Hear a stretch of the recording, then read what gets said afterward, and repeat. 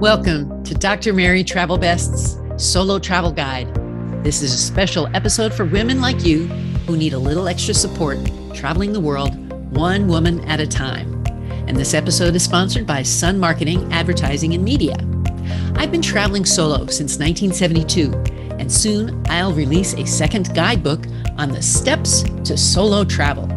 Please share this podcast with your parents, your loved ones, and future travelers so you can make their trips the very best. In this episode, the FAQ is, I'm going to retire soon, and I don't like traveling by myself.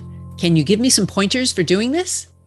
Today's special destination is a special episode on wheelchairs and travel. And the mistake, skis that disappeared from the truck. My travel advice is to rent your vehicle with caution.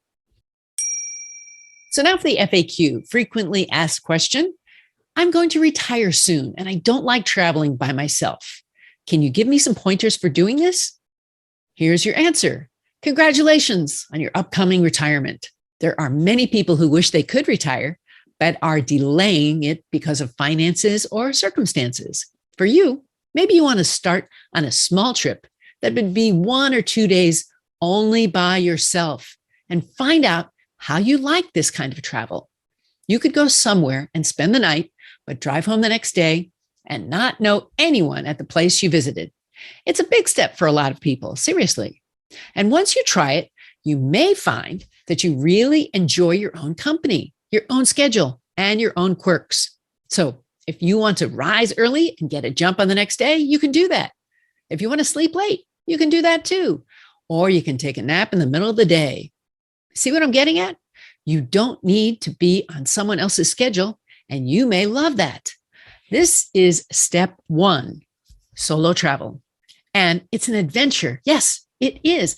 I'll be giving specific advice in my soon-to-be released book on how to, what to, where to, etc.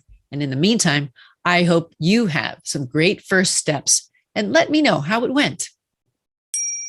And now for today's special episode topic, wheelchairs and travel. Wheelchair-dependent travelers need to know that their chairs will be handled well when they travel.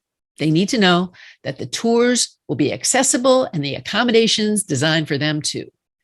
So even if you're not depending on a wheelchair, this information is good to know for the general public so they can be more aware. Safety, comfort, and dignity all matter. Now, buses and trains accommodate wheelchair customers in many areas of the world. Some cities that are very user-friendly for wheelchairs include New York City, Cancun, Mexico, and Miami, Florida. Planes present issues for many wheelchairs. Tiny lavatories are hardly for full-bodied passengers, and those with less abilities can be frustrated. Also, they don't always strap down chairs. They sometimes have to transfer to a skinny airplane aisle chair and remain seated for a long flight. Now, baggage handlers should be smart about scooters and motorized wheelchairs because they often get damaged and the passengers can be helpless after that. So prepare for your trip if you're flying and need your wheelchair. Call ahead, add the wheelchair to the reservation, including the dimensions, the weight, any special handling instructions, and remove everything possible like a cushion, control, and also have an extra key.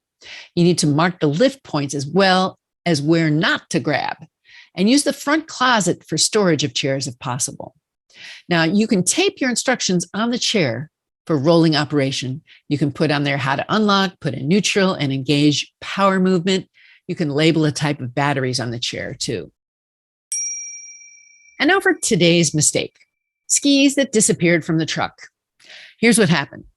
I was in Sun Valley, Idaho for a week of fantastic skiing. And on the way home to the airport, my ski bag was lost. It was missing and never found.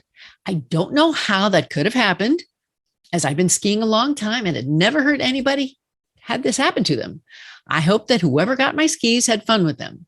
So do what you know you could lose them and be prepared if that happens to you. The good part was that it happened at the end of my trip, not at the start, and I was covered by renter's insurance. So it could happen to you. I hope it's not you. Now for today's travel advice, Rent your vehicle with caution. So if you're renting a car, be careful of extra fees. These days, when you rent a car, you find out that there are more extras than ever before. If you have good auto insurance, you don't need the extra coverage. They try to scare you to purchase. Watch out for hidden fees at the end of the purchase before you check the box. Some firms will give you a discount, but the charge is not refundable. So if your plans change, your flight is canceled, or you get delayed, you could lose your money. So look carefully at the bottom line and the small print. The buyer needs to be more aware than ever.